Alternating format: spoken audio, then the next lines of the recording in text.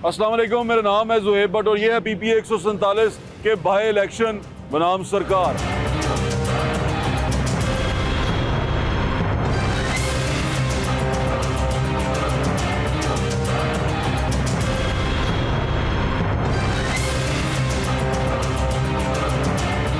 ये NA 118 है, कौमी असम्बली का हल्का लाहौर 2 और यहाँ पर जो सूबाई असम्बली का हल्का जिसका मैं खड़ा हूँ, जहाँ पर ज़मनी इलेक्शन होने हैं, जहाँ हमजा शहबाज साहब जीते थे और जीतने के बाद उन्हें सीट छोड़ी और NA 118 की सीट को रखा है और PPA 147 की सीट को उन्होंने छोड़ा है, जिस पे बाई इलेक्शन होंगे, यानी कि ज़मनी इंतखाबात होंगे।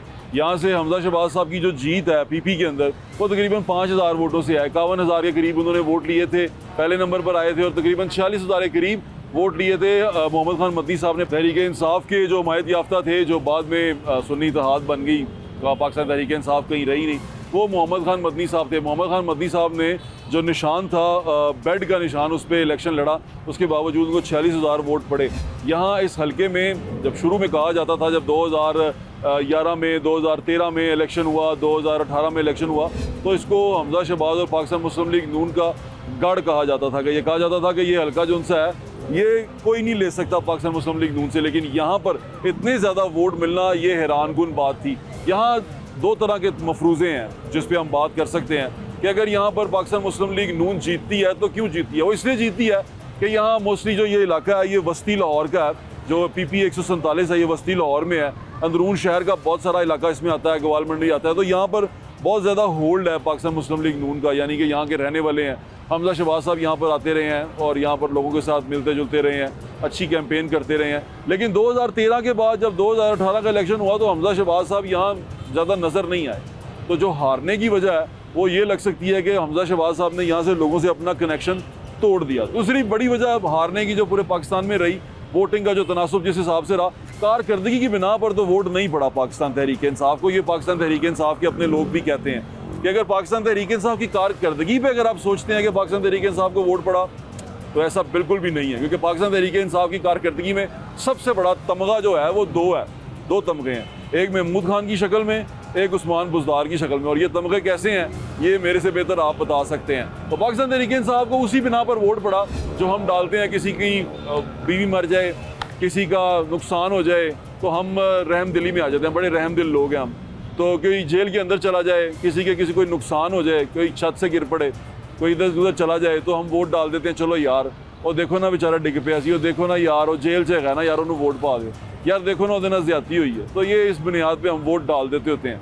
तो यही वोट डालने की वजह थी कि सिंपैथी का वोट था बहुत ज़्यादा पाकिस्तान तहरीक इंसाफ के साथ। क्योंकि अगर आपको ये लगता है कि कारकर्दगी का वोट था तो बिल्कुल नहीं था। इसके अलावा एक और बड़ा फैक्टर था, वो फैक्टर ये था कि पाकिस्तान तहरीक इंसाफ ने तमाम का तमाम वोट नफ़रत के ऊपर लिया। उन्होंने इतनी नफ़रत क्रिएट की, इतना नफ़रत फैलाई लोगों के दिलों में कि लोगों को, देखें गरीब आदमी को हमेशा अमीर आदमी से नफ़रत होती है, वो नफ़रत नेचुरल है। वो इस तरह होती है कि यार मेरे को भुखा मार रहे हैं, ए खा रहे हैं, ए तो इंजॉय कर रहे हैं, ए बच्चे भी याशी कर रहे हैं, ऐसी तो बड़ी मौज लगी है। तो यहाँ पर ये नफ़रत क्रिएट हो जाती है और इसी नफ़रत से खेला हमारे प्रिय पानी तहरीक इंसाफ ने। उन्होंने गरीब के दिल में नफ़रत डाली अमीर के लिए। हालांकि तमाम अमीर उनके साथ थे, वो जो पैसे वाले लोग थे, वो जो 10-10 गाड़ियों के काफ़िलों में चलते थे, वो उनके साथ मौजूद थे। लेकिन इसके बावजूद उन्होंने वो नफ़रत के एलिमेंट से खेला और उस नफ़रत के एलिमेंट के अंदर उन्होंने वोट हासिल करने की कोशिश की। हमारे अंदर ये क्यों पैदा होती जा रही है चीज़, इस पर ही बात करेंगे। लेकिन PPA 147 के ऊपर हम बात कर रहे हैं। PPA 147 के अंदर ज़मनी इलेक्शन होने जा रहा है और ये ज़मनी इलेक्शन 21 तारीख को होगा। कैंडिडेट जो से हैं पाकिस्तान मुस्लिम लीग नून का अभी तक कोई कंफर्म नहीं हुआ। बहुत सारे नाम मंजर आम पर आ रहे हैं जिनमें कहा जा रहा है कि माजिद ज़हूर साहब भी हो सकते हैं, उसमें वो हो सकते हैं चौधरी शहबाज साहब भी हो सकते हैं। चौधरी शहबाज साहब PP 149 के अंदर ज़्यादा फेवरेट कैंडिडेट होंगे, लेकिन यहाँ पर भी हो सकते हैं। अब ये सीट खाली हुई है, पाकिस्तान मुस्लिम लीग नून किसको टिकट देती है यहाँ से, ये तो भी फैसला होना बाकी है। और एक और नाम बड़ा अहम जो आ रहा है, क्योंकि ये हल्का जो उनसा है ख्वाजा साद रफ़ीक का रह चुका हुआ है, तो एक और नाम जो बिल्कुल आ रहा है वो नाम है ख्वाजा साद रफ़ीक साहब का, कि अगर उनको यहाँ से इलेक्शन जीतने दिया गया, इलेक्शन लड़ाया गया, तो वो सीनियर वज़ीर भी हो सकते हैं पंजाब की kabina के अंदर। तो ये तमाम नाम सामने आ रहे हैं। लेकिन पाकिस्तान तहरीक इंसाफ की तरफ से वही मोहम्मद खान मदनी साहब हैं जो हमायत याफ्ता हैं, उन्हीं को यहाँ से टिकट मिलने के चांसेस हैं। अभी तो पाकिस्तान तहरीक इंसाफ का अपना कोई स्टेटस कंफर्म नहीं है। पाकिस्तान तहरीक इंसाफ अभी तक इंट्रा पार्टी इलेक्शन के झोल में फंसी हुई है, कुछ समझ नहीं आ रहा और इलेक्शन कमीशन के साथ वो एक मुठभेड़ में है। तो वो जब फैसला निकलेगा तो फिर पता चलेगा, वरना जो सुन्नी इत्तेहाद है वो तो वहाँ पर मौजूद ही। अब देखना यह है किस पे इलेक्शन लड़ते हैं। ये तमाम बातें चल के करते हैं। मोहम्मद खान मदनी से पूछते हैं वो क्या कहते हैं इस बारे में।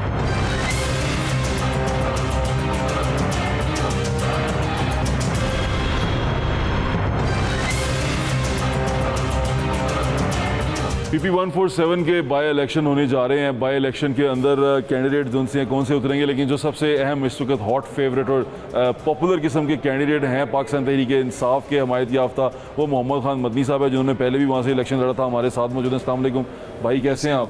आप तो कहते हैं कि आप इलेक्शन जीते हुए हैं, है ना? आपका तो मानना ही यही है। और आपने अदालत में भी गए हुए हैं जी? ऐसे अब बाई इलेक्शन होने लगा, अब क्या आपका लाएअमल होगा? जी ज़ुहैब भाई, बहुत शुक्रिया आपका कि आपने तहरीक इंसाफ को मौक़िफ़ रखने का मौका दिया। हम समझते हैं कि पूरे पाकिस्तान में 70% जो नशिस्तें थीं कौमी और सूबाई असम्बली की, वो तहरीक इंसाफ ने जीती हुई हैं।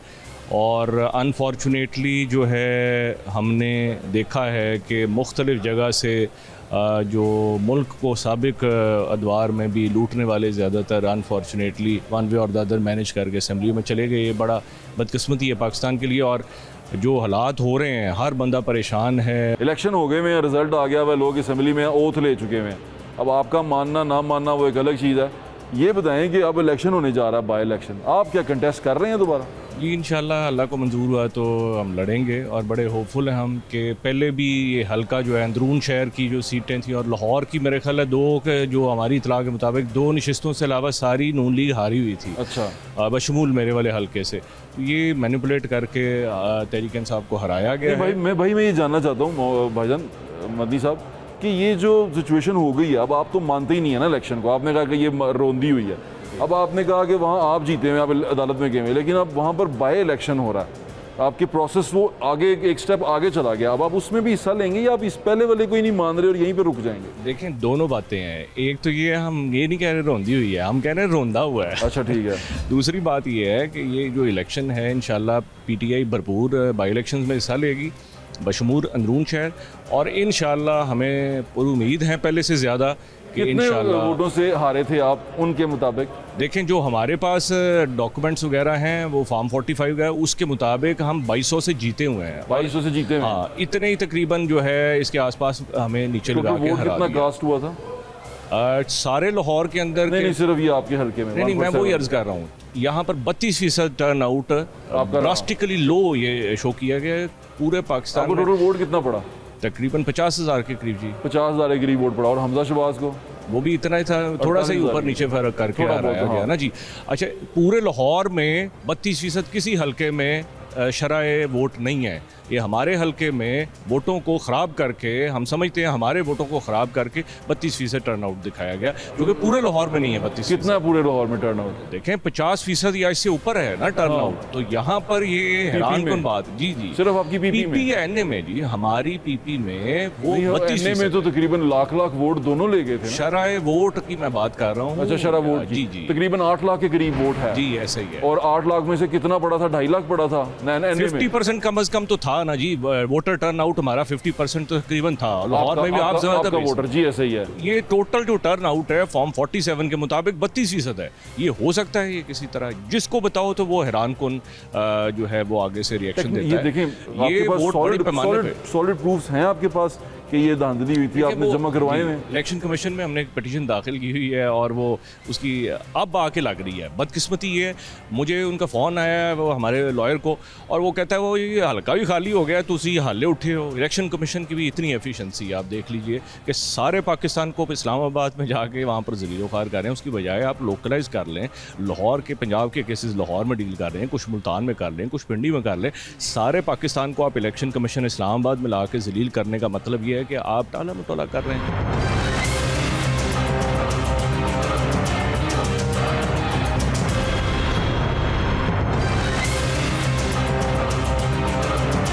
मोहम्मद खान मदनी बड़े प्यारे भाई हैं हमारे, लेकिन जब पाकिस्तान तहरीक इंसाफ पावर में थी ये इतने पॉपुलर नहीं थे, लेकिन अब पॉपुलर हो चुके हुए हैं क्योंकि पाकिस्तान तहरीक इंसाफ पावर में नहीं रही। तो पाकिस्तान तहरीक इंसाफ हो या कोई भी पॉलिटिकल पार्टी हो, उनके वो चेहरे जो अपोजिशन में होते हैं वो और होते हैं, बड़े सॉफ्ट चेहरे होते हैं, वो बड़े प्यारे चेहरे होते हैं और वो और होते हैं, उन पर तरस भी आता है, उन पर रहम भी आता है। लेकिन जब वो पार्टीज पावर में आती हैं तो उनके चेहरे और होते हैं, वो शहबाज गिल जैसे चेहरे होते हैं, वो उस्मान बुज़दार जैसे चेहरे होते हैं, और वो ऐसे चेहरे होते हैं जिनको देख के आपको खौफ आता है और आप उनसे दूर दूर हटते हैं, और उनकी ज़ुबान में इतनी करख्तगी होती है कि आप उनसे कोई बात नहीं पूछ सकते। आपको लगता है कि यार अपनी इज़्ज़त बचाओ, इस शख्स से क्या सवाल पूछना, तो आप अपनी इज़्ज़त बचा के निकलते हैं। इस तरह के बहुत सारे सवाल अभी मोहम्मद खान मदनी साहब से पूछने हैं। एक छोटा सा ब्रेक लें, ब्रेक के बाद आपको यही मिलते हैं।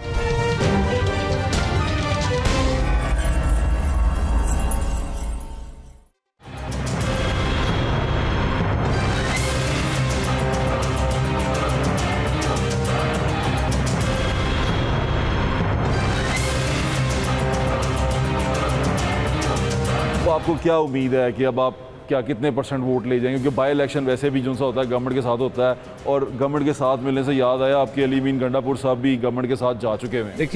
देखें अली अमीन गंडापुर बहुत अच्छे, हमारी गुडविल, हमारी गुड विशेस हैं। शुरू में आए थे बड़े अग्रेसिव आए थे, देखें मिलूंगा नहीं, ये नहीं करूंगा, वो नहीं करूंगा। अनफॉर्चुनेटली जो वफाक में लोग बैठ गए हैं ज़बरदस्ती, वो फंड्स वगैरह जो कि ड्यू हैं पहले से ही उस सूबे के, वो तो उसके लेने के लिए उनको वहाँ पर जाके मिलकर अपना असूली मौक़िफ़ रखना पड़ेगा। सॉफ्ट थी। देखिए असूली मौक़िफ़, वो कह रहे हैं कि असूली मौक़िफ़ अपना रख के हमें अपने इससे पीटीआई के बयानिए को तकलीफ तो नहीं पहुंची? हमारे आप तो उसको देखना भी पसंद नहीं करते दूसरों को। बात यह है कि सियासी लोग मिलते मिलाते हैं, सबसे बातचीत भी करते हैं। मैं समझता हूँ कि सियासी लोग आपस में बातचीत भी करते हैं, मगर असूली मौक़िफ़ आपका सपोर्टर इस चीज़ को बड़ा माइंड करता है। नहीं, बात सही है। जैसे अहमद डोगर साहब जो उनसे हैं, वो मिल रहे थे उनको अहमद साहब को, मलक अहमद साहब को, तो वो बाहर उसने सोशल मीडिया पे तबाही मचा दी। नहीं, बात सही है, वो समझते हैं कि इन्होंने पाकिस्तान के असासों को, पाकिस्तान की असास को नफरत बड़ी क्रिएट कर दी गई है आपके बयानिए के अंदर। नफरत नहीं है, मगर ये भी है बात कि उसूली जो मौक़िफ़ है, जिसने पाकिस्तान को नुकसान पहुँचाया, अल्लाह उसको हदायत दे या उसका कोई बेहतर इंतजाम करे। देखिए हमारा उसूली मौक़िफ़। लेकिन ये इतनी नफरत की सियासत, अब अली अमीन गंडापुर साहब का बयानिया देख के आपको लगता है कि थोड़ी सी कम होनी चाहिए? असद कैसर साहब बिल्कुल उल्टा चल रहे हैं, वो कहते हैं हमने शक्ल भी नहीं देखनी इनकी, ये बड़े साहब हमारे बड़े शानदार आदमी हैं पार्टी के, लेकिन अली अमीन गंडापुर साहब दूसरी तरफ जा चुके हैं। हमारा नहीं, देखिए बात ये हमारा उसूली मौक़िफ़ है, एक हमें अपना हक लेने के लिए, जायज़ हक सूबे का लेने के लिए हमें उन बातचीत करनी पड़ेगी। प्राइम मिनिस्टर ने बड़ा अच्छा रिस्पॉन्स दिया उसको, अली अमीन गंडापुर साहब। तो देखें, handsome is that handsome does, वो जब करेंगे कुछ तो फिर है ना। अनफॉर्चुनेटली हिस्टोरिकली तो ये होता रहा है कि मुंह में राम राम और बगल में छुरी। लेकिन आपको लगता है कि, मुझे तो ऐसा लग रहा है कि कुछ अच्छी चीज़ें हो जाएंगी, तो आप एक्सेप्ट कर लेंगे? बात यह है कि पाकिस्तान के लिए, हमारे अदारों के लिए, हमारे लोगों के लिए जो अच्छा काम होगा हम हमेशा से अप्रिशिएट करते हैं और करेंगे। जाते जाते ये बता दें कि ये नफरत की सियासत जो सी है, इससे फ़ायदा होता है, नुकसान होता है? लेकिन बात यह है, सियासत तो सियासत। मैं आपको अर्ज़ करूँ, माह रमज़ान है, हम लोग गुनाहगार लोग हैं। देखें, अगर आप ये कहें कि नफ़रत यज़ीद और हुसैन रज़ी अल्लाह तआला अन्हु भी थी, तो इसका ये मतलब नहीं था, और वो आपस में बातचीत भी वो करते थे, और हम सारे गुनाहगार लोग हैं, और हमें अल्लाह हदायत दे, हमें पाकिस्तान का दर्द महसूस करने। एग्जांपल्स तो ना दें। नहीं, मैं चूंकि ज़्यादा रेलेवेंट है आजकल के दिनों के मुताबिक वैसे भी है, लेकिन एग्जांपल तो ये करें कि हमारे पास एक्सट्रीम जो है, इतना कुछ क्या कर दिया उन्होंने आपका कि आपको? हमारा देखिए बात, ये मैं बताता हूँ क्या किया। पाकिस्तान के अंदर लूट मार का बाजार, पाकिस्तान का सोशल फैब्रिक ख़राब करने में, और हमारे ऊपर 1.5 साल से पाकिस्तान तहरीके इंसाफ का बहुत बड़ा किरदार है ये सब कुछ करने में। देखिए, जिनका है किरदार वो अभी अदम इस्तेहकाम में जा चुके हैं, और वो भी तोहफे थे। गोगी पिंकी देखिए, भूल गए आप, भूल गए आप। ना मैंने पाकिस्तान को खराब किया, ना इमरान खान ने किया, और ना पाकिस्तान तहरीक इंसाफ के जेन्युइन लोगों ने किया। नहीं, ऐसे ना करें। जो आए तोहफे थे, जिस पे इमरान खान ने एतबार किया, वो इमरान खान की हिमायत याफ्ता थे। जिसने पाकिस्तान को लूटा है, अक्रॉस द बोर्ड अकाउंटेबिलिटी होनी चाहिए, और तो फिर नफरत की सियासत तो नहीं होनी। देखिए, बात ये, जिसने पाकिस्तान को नहीं लूटा वो किसी भी पार्टी में है, किसी इदारे में है, सर आंखों पे। जिसने पाकिस्तान को, अल्लाह की मखलूक को नोचा है, हम सब का उसूली मौक़िफ़ भी, हमारा मज़हबी मौक़िफ़ भी है कि उसको सज़ा मिलनी चाहिए, मुल्क के कानून के उसके साथ नफरत होनी चाहिए कि नहीं? नफरत, जिसने पाकिस्तान को लूटा है उसके साथ नफरत होनी चाहिए कि नहीं? नफरत तब होनी चाहिए जब, का मैंने आज क्लिप देखा, जब नहीं सुन लें, जब प्रूव हो जाए। अभी तो खान साहब भी सजा याफ्ता हो चुके हैं, फिर खान साहब से भी नफरत शुरू कर दें। बात ये, वो किस तरह मानना क्या है? हमें इमरान खान, हमारी मर्जी का फैसला मानना है या अदालत का फैसला मानना है? हमें मानना क्या है? किस तरह सजा हुई, सारा पाकिस्तान ने सबूत दिया है वोट देकर, 70% उनको भी देखें, 70 आपको पड़ा ना, तो कुछ वोट उनको भी पड़ा, लोगों ने उनको भी वोट, मेजॉरिटी वोट तो इमरान खान को पड़ा है। उनको वोट पड़ा कि नहीं पड़ा? जी, वो 30% है पड़ा, वोट पड़ा, तो लोगों ने वोट तो डाला उनको। जी, ऐसा ही डाला है। तो आप ये तो हमारा भी तो वोट माने, मेजॉरिटी 70%। दूसरी बात, 70% अभी डिक्लेयर नहीं हुआ, ये आप मांगते हैं, ये आपकी क्लेम है। अच्छा, क्लेम में रखें। मैं मोदी का आज क्लिप सुबह देखा, मोदी को तो ना डिस्कस देखिए, मैं तो बड़े अफसोस से मुझे कहना है, कह पढ़ो, मोदी का क्लिप मैंने देखा, वो कह रहा, देखा है मैंने पाकिस्तान को किस तरह से ख़राब किया है कि वो अपनी मुसीबत से बाहर नहीं निकल सके। 1.5 साल ख़राब किया उसने, इमरान खान वो कह रहा था मेरे पास नहीं, जो पाकिस्तान के अंदर तबाही करके, पाकिस्तान के अंदर पाकिस्तान के कौमी मुजरिमों को मुख्तलिफ जगह इंस्टॉल करके, मोदी का यार कौन है? मज़ाहमत से तबाही आती है या मफाहमत से तबाही आती है? मज़ाहमत तो पाकिस्तान में भी और पाकिस्तान से बाहर भी। हमारी डिस्कशन लंबी होती जा रही है। मैं सिर्फ से ये पूछना चाहता हूँ, मज़ाहमत से तबाही आती है के खिलाफ खड़े हो ना, ये तो अग्री आप बिल्कुल खड़े हो, लेकिन फिर दो तरफा ना रखें चीज़ें, या तो फिर सारा कुछ छोड़ के बाहर चले जाएं असेंबलियों में से। अब एक तरफ प्राइम मिनिस्टर को भी मिल रहे हैं, एक तरफ असेंबली में भी बैठे हुए हैं, एक तरफ सारा कुछ कर रहे हैं, हमने सिस्टम से बाहर रह के देखा तोड़ भी रहे हैं। यानी कि वो किसको कहते हैं, जिस थाली में खा रहे हैं उसी में छेद कर रहे हैं। नहीं, पूरा अमन जद्दोजहद और हकीकी ऑपोजिशन करेंगे अभी आप। जी, पूरा करते हैं हम। जब आप मजलूम को इतना क्रश करें, आप इंसान को छोड़ें, बिल्ली को भी आप कॉर्नर कर दें, तो वो भी शेर से ज़्यादा खतरनाक। ये वैसे आपको सेम 2018 वाला केस नहीं लगता जिस तरह नून लीग कॉर्नर हुई थी? नहीं, वो उसमें बड़ा फर्क है। उन्होंने 9 मई नहीं बड़ा किया फर्क है। आपका सिर्फ 9 मई आ गया। उससे पहले सुप्रीम कोर्ट पे हमला जनमन किया था, हमने नहीं था किया। वो तो बहुत पुरानी बात हो गई। हमें से देखिए, बात ये है, नौजवान नस्ल की जो मेमोरीज में भी है उस पे तहरीक इंसाफ में जो 20 साल मैंने गुजारे, मैंने आज तक किसी किस्म की कोई पुरतशद्दुद हदायत किसी को और बशमूल इमरान खान साहब को देते हुए नहीं देखा। हम अपने अदारों के, हम अपने लोगों के, अपने हीरोज के, कहा निकलो, गर्दन से पकड़ के खींचूंगा, मूंछों से पकड़ के उछालूंगा, लेकिन वो तो दूंगा, मतलब उनकी सियासी बात ही किया तो नहीं था ना इमरान खान साहब ने। कहने से देखें, आप मॉब को ये कह देंगे वो तो कर बैठेगी। नहीं, देखें, बात मॉब को तो जिस तरह गुस्सा चढ़ाएंगे, मॉब को एग्रेसिव करेंगे, वो मॉब चढ़ दो। वैसे एक अर्ज कर रहा हूं, ठीक है। अब मुफाहमत या मज़ामत, देखिए, हम तो पॉजिटिव जो है, हम ऑपोजिशन जिस तरह से हमारी हुकूमत छीन के हमें ऑपोजिशन में धकेला गया, हम पॉजिटिव ऑपोजिशन पाकिस्तान के लिए करेंगे। आपने खुद तोड़ी थी, देखिए दोनों आपने खुद तोड़ी थी। देखिए, बात ये थी, हमने तो, आप यही कह रहे हैं ना कि सिस्टम से बाहर निकले, तो हमने वो भी करके देख लिया। हमने तमाम जो ऑप्शंस हैं, हमारे साथ गलत हुआ। जी बिल्कुल, पाकिस्तान के साथ गलत किया, पाकिस्तान के साथ गलत हुआ। हमने तो ये कहा था कि हमें फेयर इलेक्शन दोबारा से चाहिए। अच्छा मदी भाई, एक सवाल और बड़ा अहम है कि ये जो आपने अब इलेक्शन लड़ना है, ये सुन्नी इत्तेहाद की सीट टिकट पे लड़ना है या पाकिस्तान तहरीक इंसाफ, वो भी अभी इंट्रा पार्टी कंफ्यूजन में है, उस पे लड़ना है? कहाँ से लड़ना है? इंट्रा पार्टी इलेक्शन पीटीआई ने करवा दी है। मैं खुद पंजाब के सदर का कैंडिडेट था और हमने आपस में मिलके मफाहमत। अभी तो मैडम यास्मीन है ना? जी, वो दूसरा जो पैनल था वो मैंने जमा कराया था पंजाब के सदर के तौर पे, और वो हमने यास्मीन राशिद साहिबा के साथ कॉम्प्रोमाइज़ करके पार्टी के मफाद में हमने किया। लीडरशिप ने कहा हम पार्टी इलेक्शन करवा चुके हैं और बड़ा अच्छा मुनज़्ज़म हुआ है और मैं उसका एविडेंट हूँ। ठीक है जी, वो हमने डॉक्यूमेंट्स इलेक्शन कमीशन में जमा करा दिए हैं और ये इलेक्शन कमीशन से हम रिक्वेस्ट करते हैं कि खुदारा आप इंसाफ का थोड़ा सा तराजू थामें। एएनपी को आप सुनी तो आपसे नहीं करेंगे फिर आप। देखिए, हमें तो यही है उम्मीद कि इलेक्शन कमीशन आज हमें वो बल्ला दे, हम अपने निशान पे, तहरीक इंसाफ के निशान पे लड़ना चाहते हैं। अब लूडो और बैट वगैरह नहीं होगा। देखिए, बात ये है कि वो तो हमने ना चाहते हुए ये बरता क्या ना करता। देखिए, हमें हमारा बुनियादी हक हमसे छीना गया, हमारा इंतखाबी निशान वोटरों से करोड़ों से छीना गया। यानी कि अब डिसाइड होना है, ये इलेक्शन कमीशन के कोर्ट अगर ना कर सके डिसाइड तो फिर सुन्नी तो देखिए, बात ये फिर तो हमें बी और सी ऑप्शन पे जाना पड़ेगा। सुन्नी तो हाथ से जाएंगे ना। सब तो ज्यादा इंपॉर्टेंट तो ये है कि हम तहरीक इंसाफ के निशान बल्ले पे लड़ना चाहते हैं। वो इलेक्शन चाहते हैं, लेकिन अगर ना हुआ तो सुन्नी फिर जाहिर बात है फिर सुन्नी इत्तेहाद काउंसिल जो जिसकी तरफ से हमारे बाकी एमपीएस अनफॉर्चुनेटली धकेला गया उनको उधर, तो फिर उस निशान पे हम करेंगे, नहीं तो फिर हम आज़ाद पे जाएंगे। तो लड़ना तो है इलेक्शन में, बिल्कुल ठीक है। बट ये कोर्ट में जो है इलेक्शन कमीशन के गेंद है, उनको चाहिए कि इंसाफ के मुताबिक पाकिस्तान पर रहम करें। बिल्कुल ठीक है। आखिर पे मैं आपसे ये अर्ज करना चाहता हूँ, आपके तवज्जुह से सारा पाकिस्तान और बाहर भी आपको देखते हैं माशाल्लाह, मैं आपसे ये अर्ज़ करना चाहता हूँ, सबसे करना चाहता हूँ, हाथ बांध के, माह मुक़द्दस भी है और पाकिस्तान तकलीफ़ में भी बहुत है और इंक्रीजिंगली बढ़ रही है, और हमारे जो अशराफिया हैं उनकी अयाशियाँ एक एक टायर्स जो हैं 2-2 4-4 करोड़ रुपए में कौमी ख़जाने से अगर इस्तेमाल होंगे, जबकि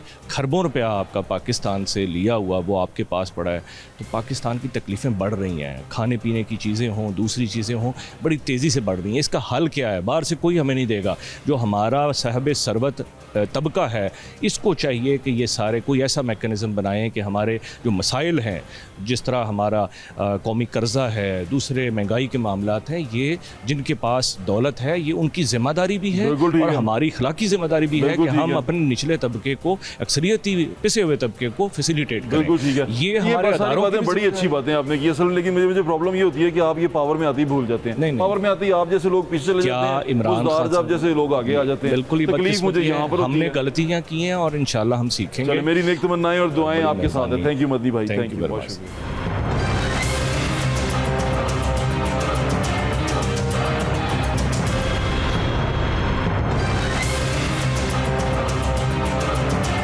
अच्छा, ये तो माजरा हो गया मोहम्मद खान मदनी का।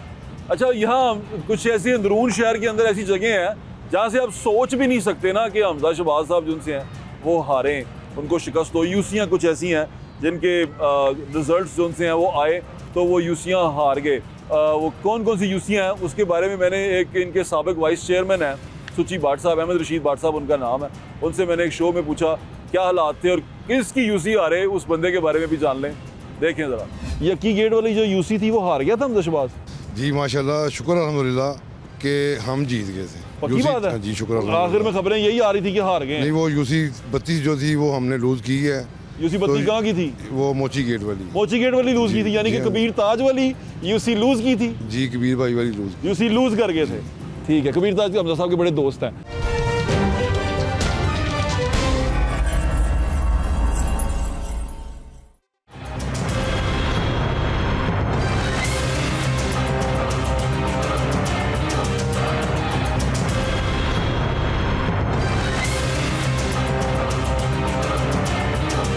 पाकिस्तान मुस्लिम लीग नून और वो आज़ाद भाई के अलावा भी पार्टियां थी, लेकिन एक पार्टी जो सी है वो बड़ी ज़ोर शोर से कैंपेन की। इस बार उन्होंने कहा हम अलग से इलेक्शन लड़े हैं, लेकिन वो कहीं नज़र नहीं आए। इसका मतलब ये समझ लें कि हम इतने पोलराइज हो चुके हुए हैं, दो हिस्सों में बढ़ चुके हुए हैं। एक प्रो इमरान वोट है, एक एंटी इमरान वोट है। जो पहले किसी दौर में प्रो नवाज और एंटी नवाज पड़ा करता था, तो अभी वो बानी तहरीक इंसाफ के हक में जा चुका है, क्योंकि जितने नए नौजवान नस्ल आई है वोट डालने के लिए, उन सारों का सोचने समझने का तरीकाकार पुरानी नस्ल से मुख्तलिफ है। वो और तरह सोचते हैं, उनकी नज़र में कारकर्दगी सब कुछ नहीं है, उनकी नज़र में पर्सनैलिटी बड़ी चीज़ होती है, उनकी नज़र में बंदा चलता कैसे है बड़ी चीज़ होती है, उनकी नज़र में बंदा चलता हो, पीछे म्यूज़िक लगा हो, स्लो मोशन लगा हो तो कितना अट्रैक्टिव लगता है, ये ज़्यादा अहम चीज़ होती है। उनकी नज़र में जो किसी ने कह दिया, उनके पसंदीदा किरदार ने जो कह दिया, वही हक की दलील होती है, बाकी किसी दलील और हक को वो नहीं मानते। तो ये सारी चीज़ें चल रही हैं यहाँ इसी मुआशरे में है। ये बातें मैं इसलिए कर रहा हूँ कि जब आप कारकर्दगी टटोलते हैं ना थोड़ी सी भी, तो आपको ऐसा लगता है कि दूसरी बार इनका बनता नहीं है कि ये इतने ज़्यादा वोट ले जाएं, लेकिन वो वोट ले गए। ये बड़ी कमाल बात थी। ये लोगों का सोचने का तरीका है, लोग अपनी विल में आज़ाद हैं, उन्होंने वोट डाला, ये बड़ी अच्छी बात है। जमात इस्लामी के बारे में बात कर रहा हूँ। तीसरे नंबर पर पड़ी आने वाली जमात दोबारा तहरीक लब्बैक पाकिस्तान थी, जिन्होंने तीसरे नंबर पर बड़े ज़्यादा वोट लिए, तीसरे नंबर की पार्टी बनी। जमात इस्लामी तीसरे नंबर से भी पीछे जा चुकी हुई है। मैंने ज़ियाउद्दीन अंसारी साहब यहाँ से कंटेस्ट कर रहे थे, उनसे कुछ सवाल पूछे थे, उस वक्त उनका कहना क्या था वो ज़रा सुन लें, तो उसके बाद फिर इसको कंक्लूड करते हैं।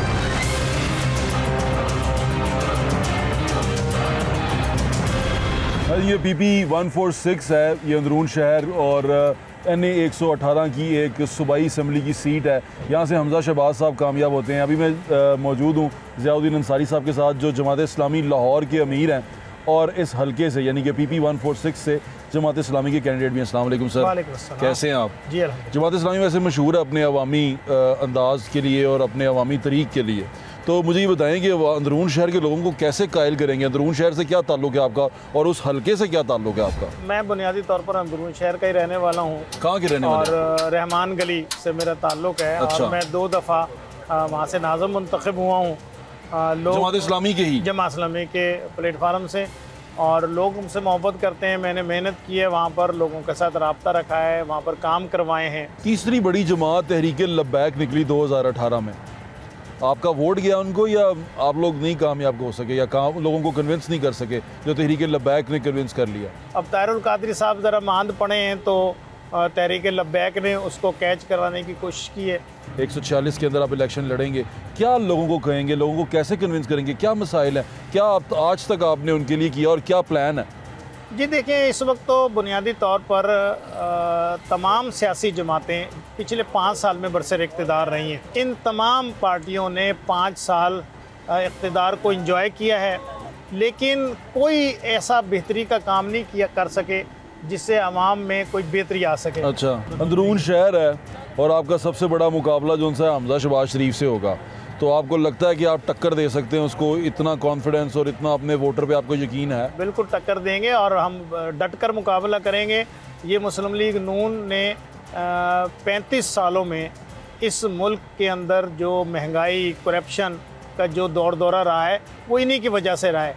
और देखें, हर बार इनको झोली भर भर कर अंदरून शहर के लोगों ने वोट दिए। अंदरून शहर में लोग कहते हैं कि शरीफ वो है जिसको मौका नहीं मिला, तो शायद ऐसा तो नहीं कि जमात इस्लामी भी अभी तक पावर में नहीं आ सकी इसलिए वो ज़्यादा साफ़ है? देखें, मैं तो ख़ुद बताता हूँ कि मैं 2 दफ़ा नाज़िम मुंतखब हुआ और मैंने लोगों की खिदमत की है। अभी सिराजुल हक साहब की मिसाल आपके सामने कि 10 साल वो अपना फाइनेंस मिनिस्टर रहे हैं KPK में, लेकिन 10 साल में एक भी बजट उन्होंने खसारे का बजट पेश नहीं किया। लाहौर में जो हमारे MNA मुंतखब होते रहे उन्होंने बेशुमार खिदमत अंजाम दी हैं। अंसारी साहब, मेरी नेक तमन्नाएं और दुआएं आपके साथ हैं कि मे द बेस्ट मैन विन इंशाल्लाह।